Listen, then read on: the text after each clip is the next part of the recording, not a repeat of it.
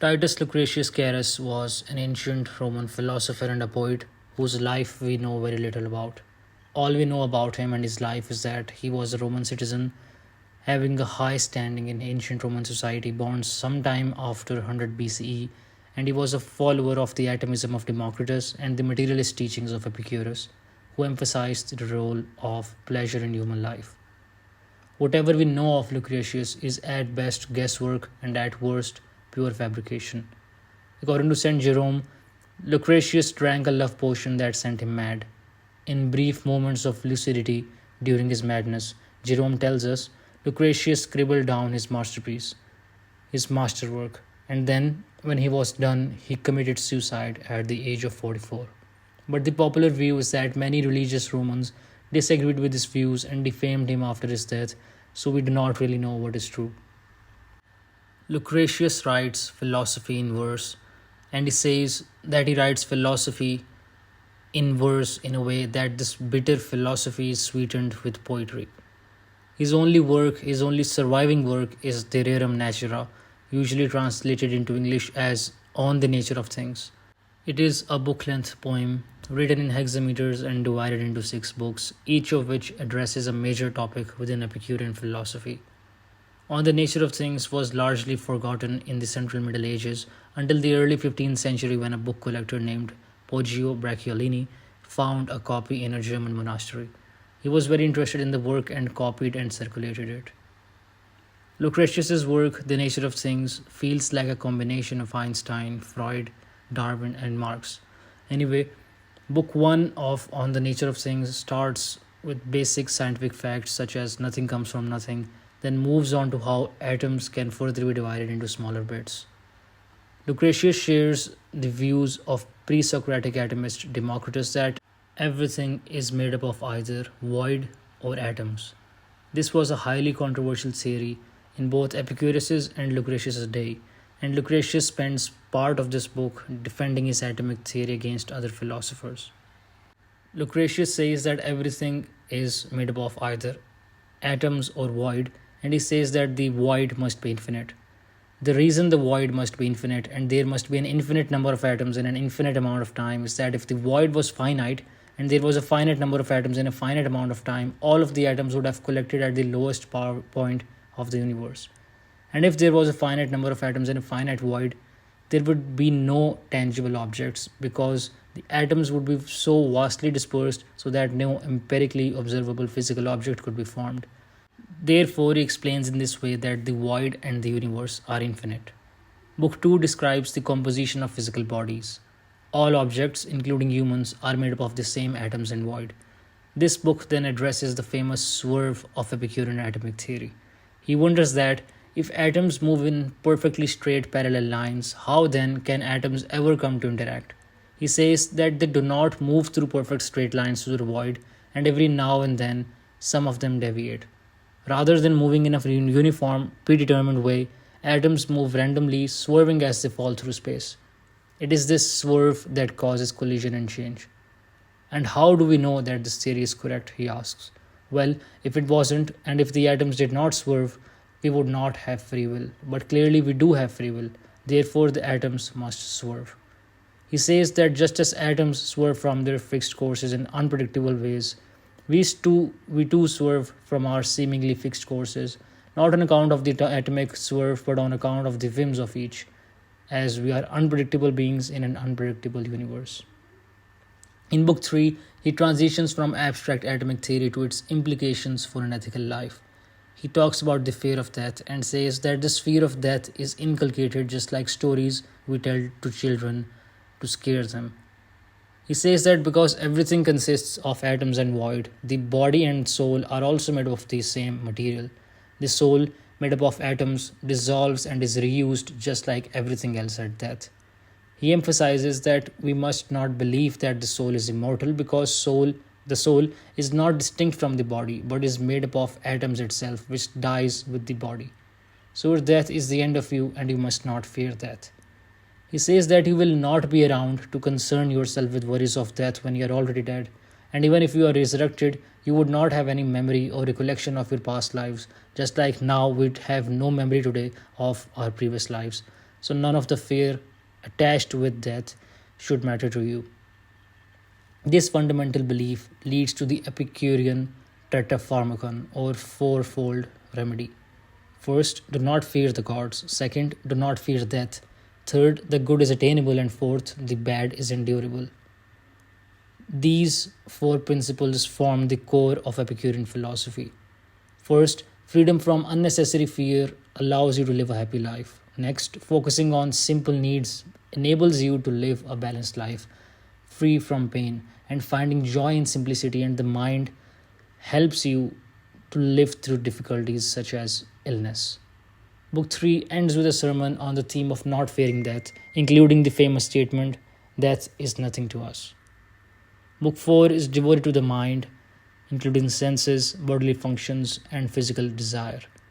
Lucretius acknowledges that people can gain pleasure from sexual intercourse. He endorses it as both a man's inherent need and a source of pleasure for both men and women. Here, he examines the complex feelings of love and desire, ultimately coming to the conclusion that the joy of love is not worth the pain of loss. Lucretius argues for the unnecessary nature of true romantic love, advising men that it will only lead to stupidity, blindness, and above all, pain. He further argues that the pleasure of sexual intercourse is purer for the healthy minded as in a man who is not in love. Those who are not in love can enjoy this sexual intercourse for what it is, but those who are lovesick are left unsatiated, for they can never possess their lover in the way they truly want. This is one of Lucretius's main arguments against love, that it is all consuming and yet never fully gratifying. He views a man in love as almost animalistic, wanting to exist fully in his lover's body. Yet that is a longing that is doomed to be unsatisfied, as all people are fundamentally independent in body, therefore, no two people can ever occupy the same body or soul. Now, this feeling that Lucretius is describing, a doomed hunger for another, is actually closer to infatuation or even obsession than to love. This compelling desire to possess another can certainly lead to madness, but wanting to possess someone is not the same thing as holding love for them. There's this book called The Awakening by Kate Chopin, which offers an example of an infatuated relationship with Edna's idealization of Robert, leading her to near hysteria and eventual suicide when she realizes her fantasy of the relationship will never be fulfilled. The clear divide between infatuation and love is wanting something from the other versus wanting something for the other. Lucretius has mistaken love for infatuation, due to which he is biased. In addition to its lack of ultimate satisfaction, a second argument against falling in love that Lucretius presents is the blindness that accompanies this feeling. Lucretius writes that a man in love is blind to the flaws of his love. Once caught in the trap of love, it is hard to escape, despite a woman's many undesirable traits. He describes these flaws as belonging to any woman who is not conventionally beautiful or well mannered, showing an overall immature understanding of love and attraction, as there is much more to chemistry than physical features and social desirability. This introduces a major criticism of Lucretius, as his limited view of love does not seem to comprehend attachment. Lucretius asks why would a man be with a woman who is anything other than perfect, showing his own incomplete understanding of love and relationships. In the fifth book, Lucretius zooms out to Epicurean cosmology. He argues that the world was not created by the gods. It goes against the theological view of creationism, but it sides with that everything is just a simple arrangement of atoms. This doesn't make him an atheist, though, which he was not. He believed in deities, but believed that they were not involved in the creation of the universe and that they do not control or much care about humans or the mortal world. This book then transitions to talking about the structure of human society. He views his current society as an evolution from more primitive man, as people make pacts to live together in shared civilizations. This is a precursor to Darwinian theory of evolution. The different parts of our body are not given to us by God, but were adapted to better fulfilled functions that were already present in nature. He also presents a social contract theory and shows how primitive men made a pact that protected them all. No one will harm another or be harmed himself. And what motivates submission of all to the social contract, according to Lucretius, is fear of death. He also says that the age of royal authority is founded in power and the honor due to strength and beauty. This power is expressed in the capacity to reward loyalty, and this creates the conditions for the development and rise of property and the discovery of gold or money, which in turn creates a re-evaluation of values in which love of money displaces the significance of honor. The sixth book in On the Nature of Things starts with a eulogy of Epicurus. It then deals with various disasters that cause fear. Lucretius starts with natural phenomena: thunder and lightning, whirlwinds, water sprouts, storm clouds, rain, earthquakes, volcanic eruptions, and flooding. He also discusses pestilences and plagues. These phenomena are not punishment from the gods, he says, but natural occurrences. This book ends with a description of the plague at Athens, and just as the book began with spring and birth, ends with death.